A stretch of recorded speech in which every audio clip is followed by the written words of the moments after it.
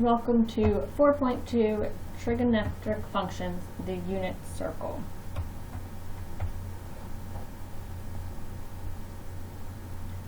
So we have a couple objectives. Use the concept and notation of functions to interpret and apply them in terms of their context.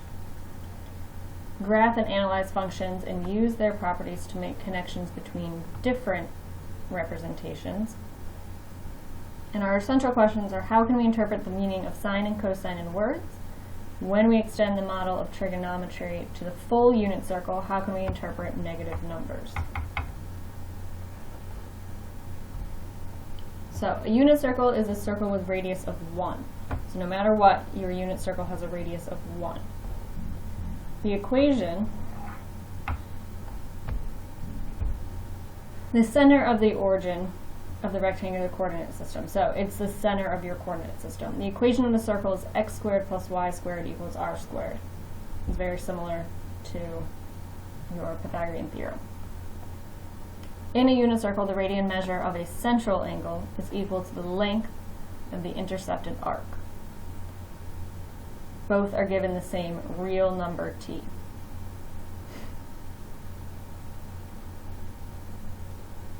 So you have 6 trig functions: sine, which is sin, cosine, cos, tangent, tan, your cosecant, which is csc, secant, sec, and cotangent, cot. I would write these down. Your sine t is always going to be your y. Cosine t is always going to be your x. Tangent t, as long as x is not 0, will be y over x. Your cosecant is going to be 1 over y, as long as y is not 0. Your secant is 1 over x, as long as x is not 0. And your cotangent is x over y, as long as y is not 0. So let's use the figure.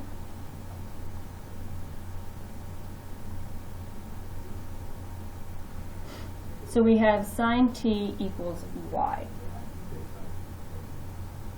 So you just want to go and look, what is your y value? In this case, it's 1/2. So sine t equals y will be 1/2.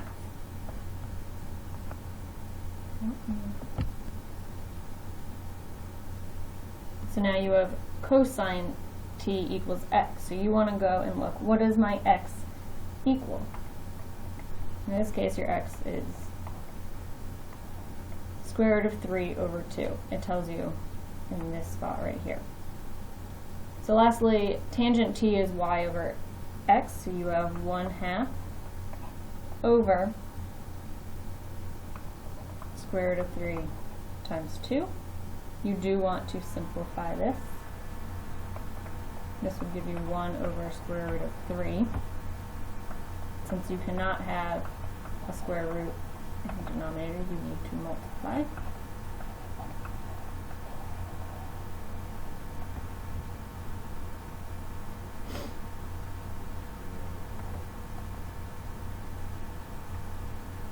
So this one's a little different. It's the same points, but we're going to find cosecant. So you have 1 over 1/2, which would just equal 2. Your secant is your 1 over square root of 3, 2. So 2, over square root of 3. Again, you cannot have a square root in your denominator.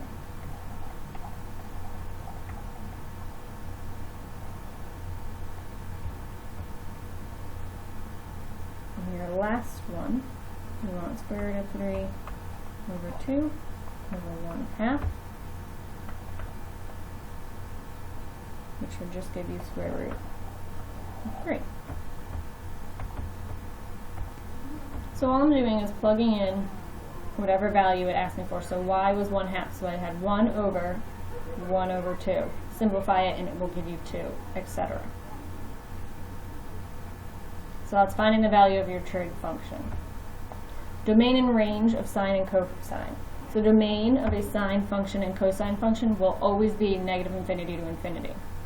So it's the set of all real numbers. Range of these functions is -1 to 1. So any number from -1 to 1. No matter what, that's going to be your answer. I would write down that rule. So for your unit circle, continue to fill out your unit circle from the resource section. You may also want to check your work with the unit circle answers. That's also there. So fill out your unit circle, continue doing that, and then you want to check your answers to it. Exact values of trig functions. So t equals pi over 4. Your trig functions at t equals pi over 4 occur frequently. We use the unit circle to find values of the trig functions at t equals pi over 4. So p equals ab, the line lies on x equals y. Thus point P has equal x and y values. So no matter what x is, y will be the same. So in order to find this, you have x squared plus y squared equals 1. That's your equation for your unit circle. Point P is a and b. That's what they labeled them as. So you really have a squared plus b squared equals 1. A equals b, so just substitute b in for a. And this is how you solve. So you have a squared plus a squared equals 1, so 2a squared equals 1. Divide both sides by 2, take your square root.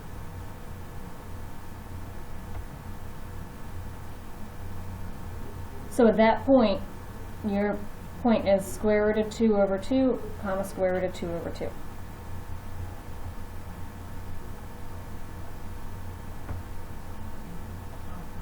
So we're going to find this cosecant of pi over 4.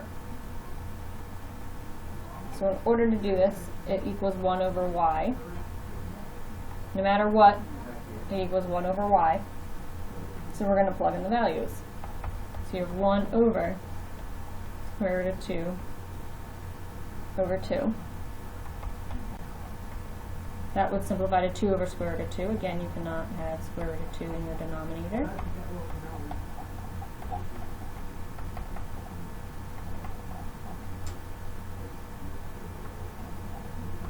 So my 2's would cancel out, and I'm just left with square root of 2. So the cosecant is square root of 2. My secant, if you think, is 1 over x, so it's going to give me the same thing. So you know your answer is just going to be square root of 2 as well, because it's the same as above. If y and x are the same, it's going to be the same. So it asks us to find the cotangent of pi over 4. So we have to set up, this is x over y. So you have square root of 2 over 2 over square root of 2 over 2. You get square root of 2 over square root of 2, which will just give you 1.